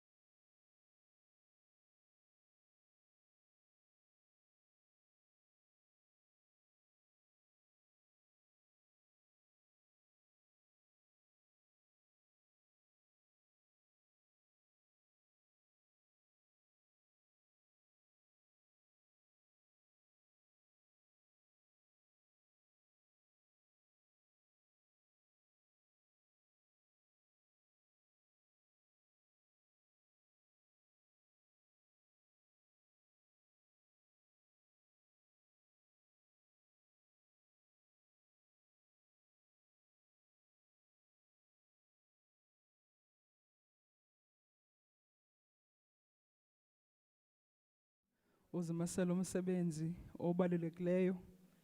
I'm being called Msaki. That's my actual nickname from home. What I grew up being called is Asanda. Dungu Asanda lusaseni wasengqamakwe ekhaya. Umama intombi yaseXesi kulalo kuthiwa kusePhewuleni.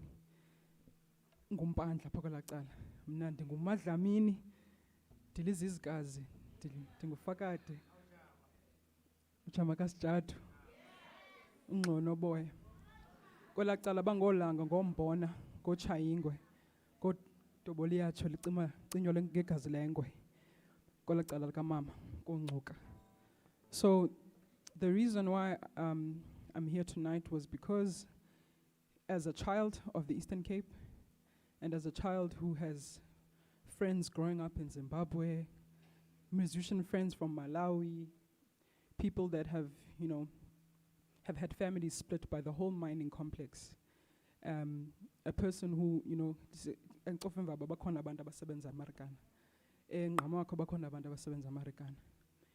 as just a child of the village and a child of the Eastern Cape and a child of this country, I felt my heart break when, we had heard about this idea of 1976 in our history books as a horror story that we thought would never happen again in the promise of a rainbow nation and a democracy that we trusted. And so as a child, I felt my heart break into a million pieces because it just did not make sense how people were gunned down and grouped up with razor wire, and why there was mortuary vans on site. There were things that I could only ask questions in a song. So I wrote the song called Blood, Guns and Revolutions. Not one revolution, it seems like we have to have many revolutions to see justice. And so this is just me questioning. It was me lamenting, me doing my job as a musician and as an artist who believes that sometimes when the real courtrooms shut down, you can only open the next courtroom in a song or in an art exhibition. When the courtrooms let us down there in those fancy buildings, and you see, art also asking the questions that we are failing to get answers for from the people that have them. So this song called Blood, Guns and Revolutions was just a cry of a child from the Eastern Cape.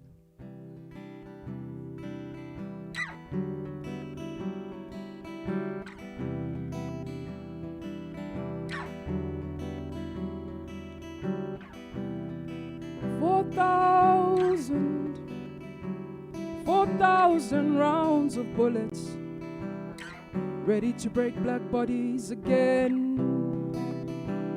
4 vulturous mortuary vans, but whose hands of blood? 4,000 rounds of bullets, ready to break black bodies again. 4 vulturous mortuary vans, 4 vulturous mortuary vans, badubula bantwana, jikele maweni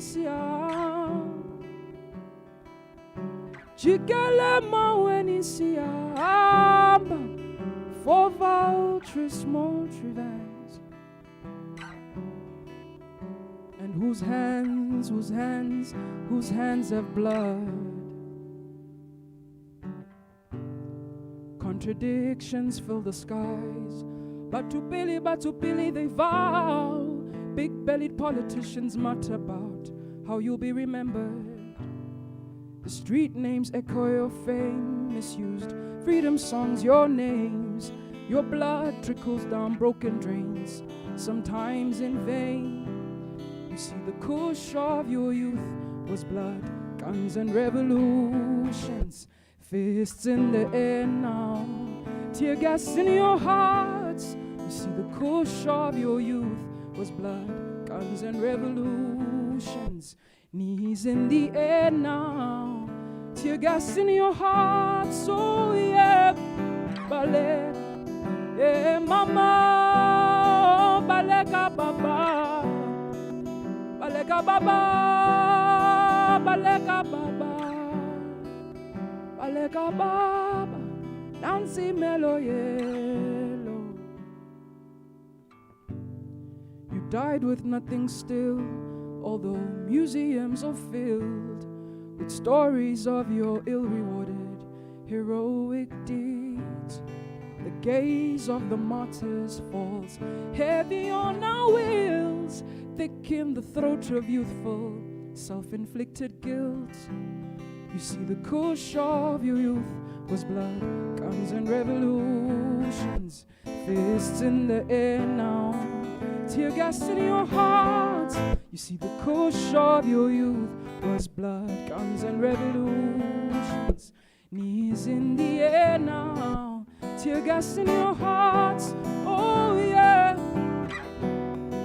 Baleka baba, baleka baba. Oh, baleka baba, baleka baba, Nancy Melo yelo.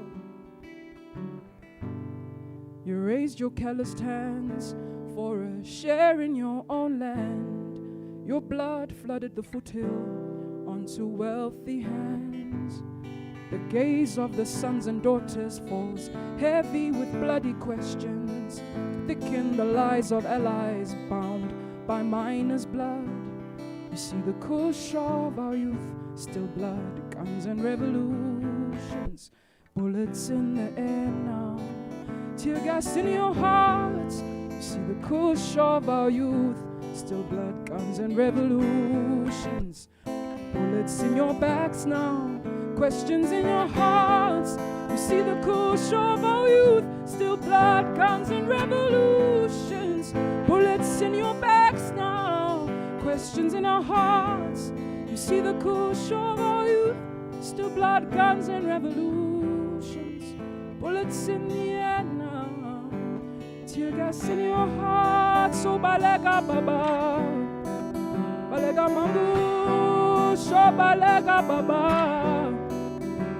Oh, balega baba, balega baba, Nancy, Nancy Melo, Nancy Rezo, Nancy Hippo, balega baba, batula bantwana, chikela maweni siamba, chikela maweni siamba. Siti chikele maweni siamba, chikele maweni siamba, chikele maweni siamba, chikele maweni siamba, siamba bo, siamba, siamba bo. No baba ngasithule ngiqolo thina sithe siyamba phabo, siyamba, siyamba bo, siyamba. Someone's father was a mchin boy,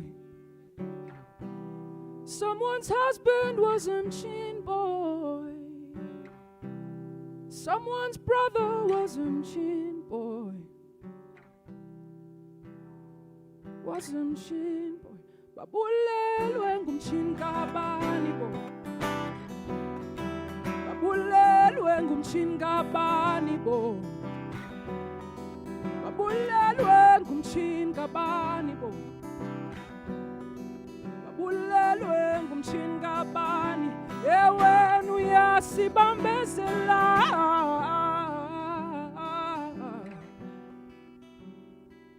How much is that buffalo in the meadow? The one with the waggly tail. How much is that buffalo in the meadow?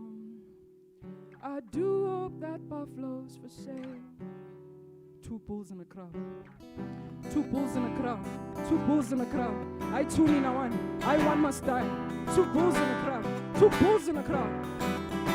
How many bloody buffalo bulls for that bloody?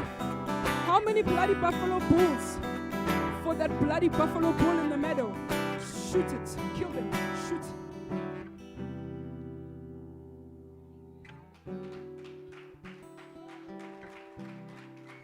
Chikele maweni siyahamba, chikele maweni siyahamba, chikele maweni siyahamba, siyahamba bo.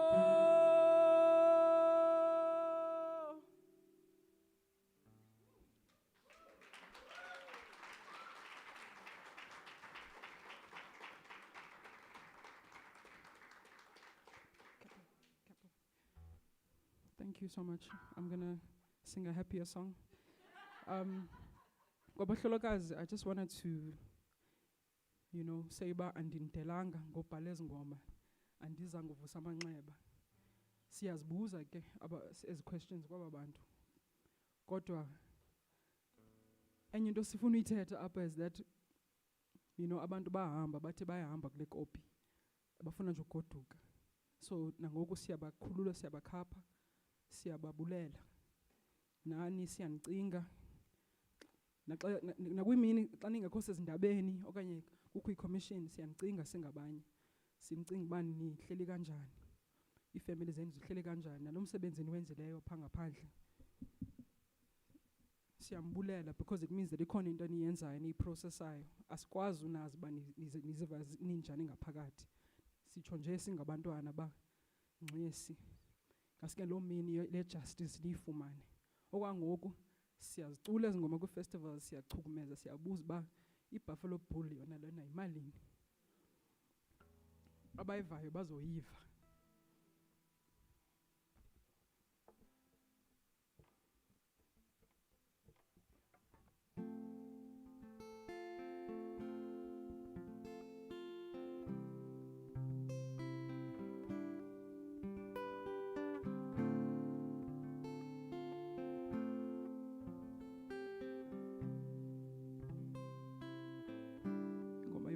Ke le nto ebhana nge-lockdown ithi uboma bomanga.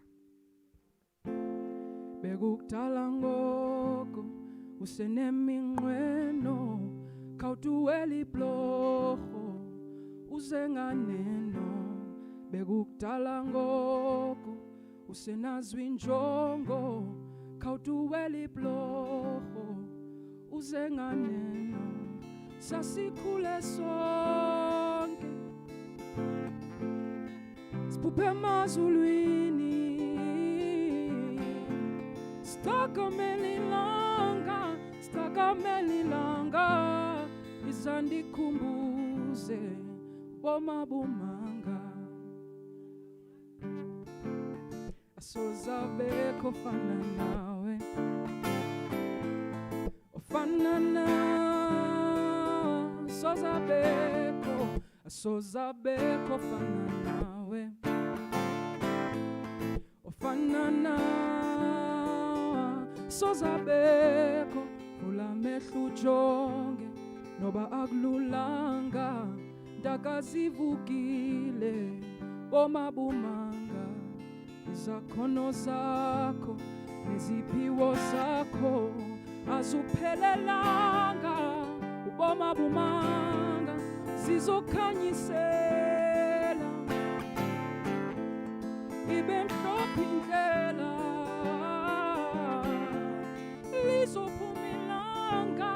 lizophumilanga izandikhumbuze bomabumanga. Asozabekho fana nawe, ofana na, asozabekho fana nawe. Ofanana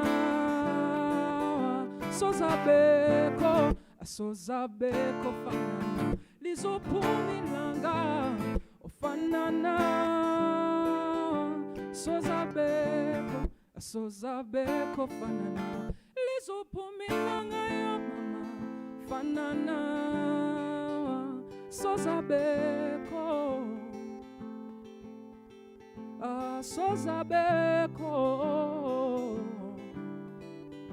chochubeko asozabeko.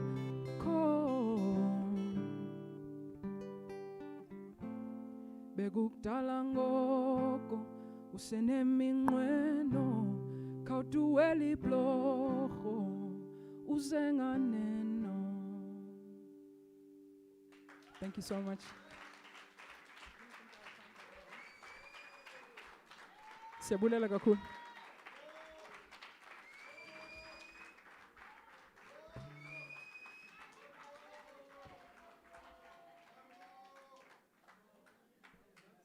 Wakhona ndifuna ubulela wonke umuntu ozileyo. One more.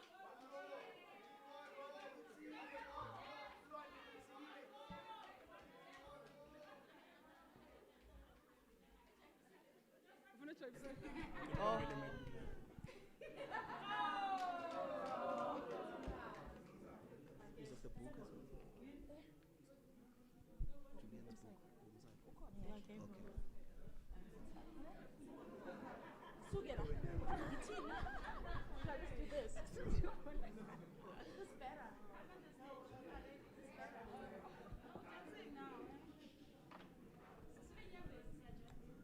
Okay. Manifuna ujive. Mandinithandazela kancinci then so jive.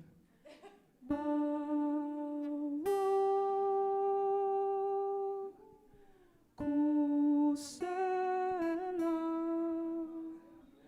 abantwana bakho.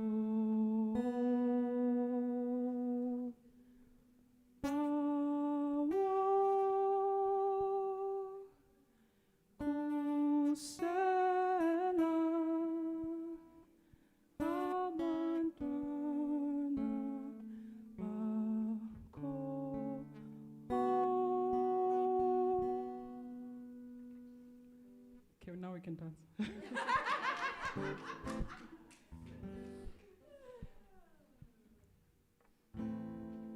Your back sways in parabola motions, right on time with the latest club incantation.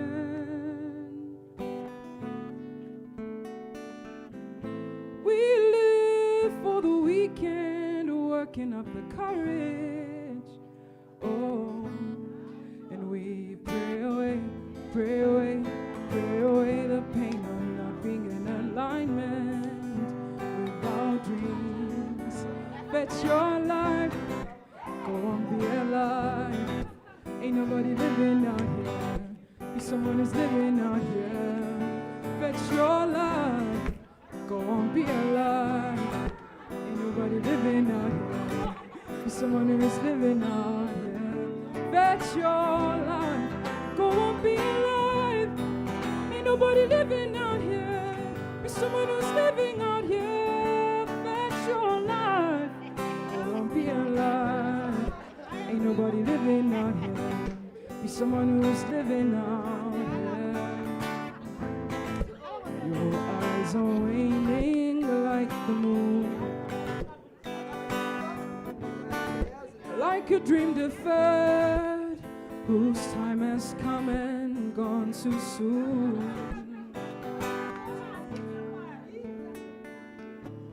We live for the weekend to numb up the damage. Oh, we pray away, pray away, pray away the pain of not being in alignment with our dreams. That your life, go on, be alive. Ain't nobody living out here. Be someone who's living out here. Bet your life, go on, be alive. Ain't nobody living out here. Be someone who's living out here. Bet your life, go on, be alive. Ain't nobody living out here. Be someone who's living out here. Bet your life, go on, be alive. Ain't nobody living out here. Be someone who's living out here. All is well, well, well. Well, well, well. All is well, well, well. Well, well.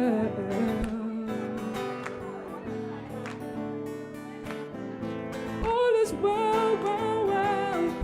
Well, well, well. All is well, well, well. Well, well. Okay, before we finish, can you sing with me?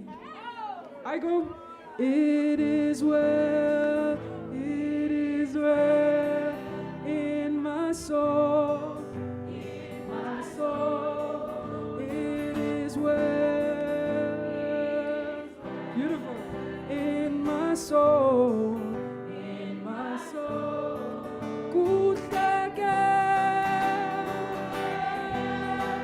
moya wami,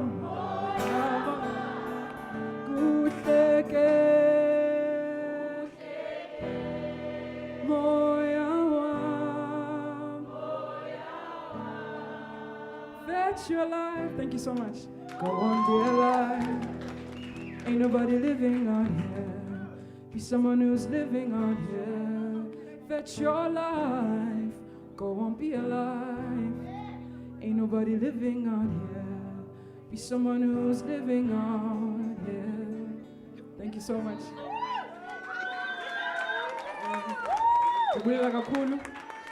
Sabulela to the people that had me here, but also just I want you to say to Kwabahlolakazi, you guys really inspire us to keep going through the hard times, and yeah, I'm just honored to be in your presence. Ndiyabulela kakhulu.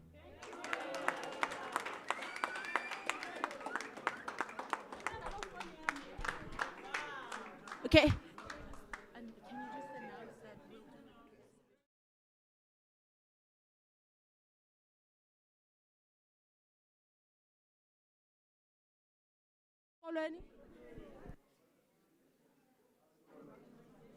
Niyandiva? No. Andizuqala enye item. Eyokugqibela leya. But I think into esifuna uyitsho kuni ne is that sometimes we feel ba asikho enough for nina. Ne? Inzima singamagqwetha but sifisha asikho enough for nina. But namhlanje kunibana nonke niphelele apha. Ndizithobe kwezi family zi7 zingasaziyo or ezi9 ezingasaziyo ne ukuthi basihloniphe beze kulomcimbi wasesere. Ndibulele ikhulumani uNiren uPaul engekho for putting together the exhibition. Ngomso ngo 8:30 niyakwazi uyibona ne abakwazi uvuka ngomso 8:30 bangayibona exhibition. Ndibulele no Harun naye ukwenza installation. Cela ukuthi ngomso bazanibriefa ne ozive emadolo anzima angayi because inokuchukumisa inhliziyo kancinci ne so umuntu ayejimile klina yakhe.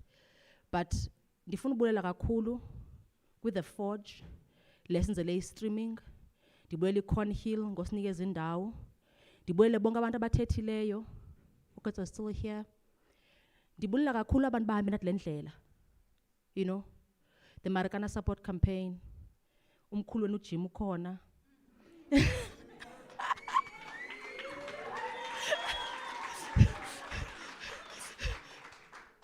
Abasebenzi xolani baxelele ne next time mhlawumbe sabana usakwazi kuba ne stadium no 324 nibe khona yebo next time mhlawumbe uThixo uyawuvuma.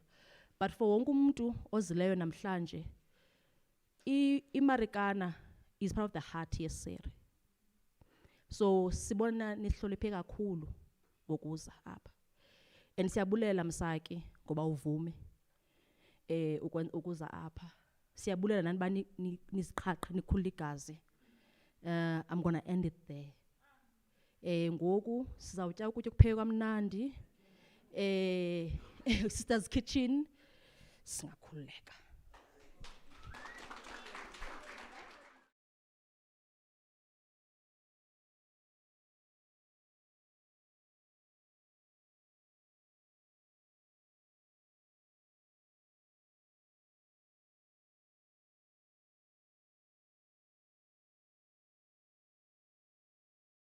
Jim is the reason why we act for the families. Jim and Rihad are the connection between Seri, Amku, and the families. So we are here. If we are doing a good job, we can thank him. If we are doing a bad job, Umkulu is here. Come, Jim, please.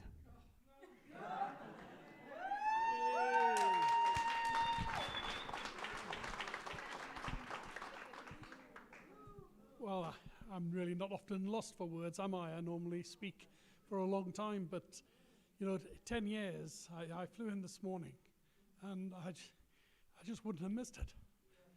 I just had to come. My wife, she sends her apologies. She can't be here. She's working, but I'm so pleased to be here. I mean, it has been a long, long journey, and we've gotten to know each other, and we know each other well, and we trust each other. I hope we have done some good. I think there's a long, long way to go for the justice. We've heard that tonight from the panel. It is yet to come. For myself, I'm always shocked that not a single one of the officers, a single police officer who pulled a trigger, ever gave evidence to that commission. That really was quite wrong there. And that stays with me, and I'm hoping that one day we will get evidence from those officers who will tell the truth as to what will happen. I also think when I listen tonight to the panel, and I hear that, about the justice and about the stories, the story of the families, because I'm a lawyer, I think about things that perhaps we could have done better as lawyers there. And there is something, because the commission was hijacked. At the very beginning, the commission was hijacked by the police and by London. And from the very outset, they had a narrative which was that these men are mutti, crazed murderers who don't care about anything but themselves. That was the narrative that they hijacked and got over. I've seen it done in a different way, and I've been involved and done in a different way.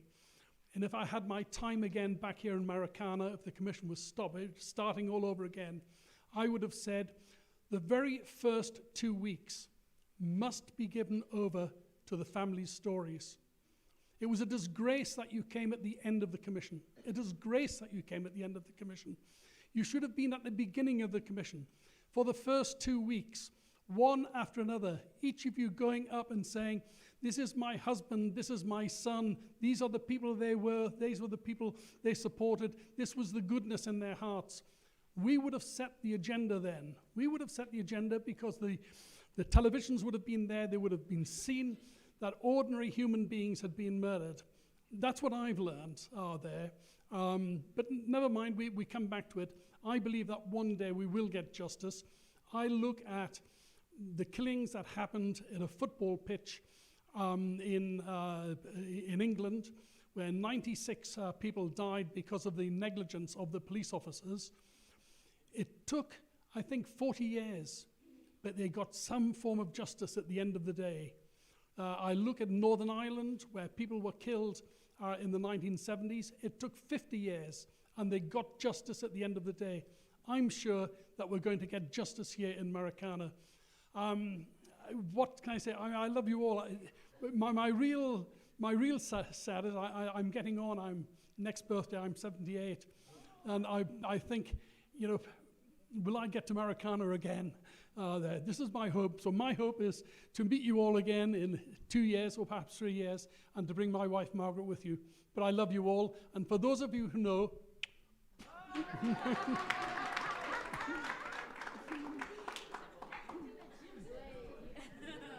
we can go to dinner, ne?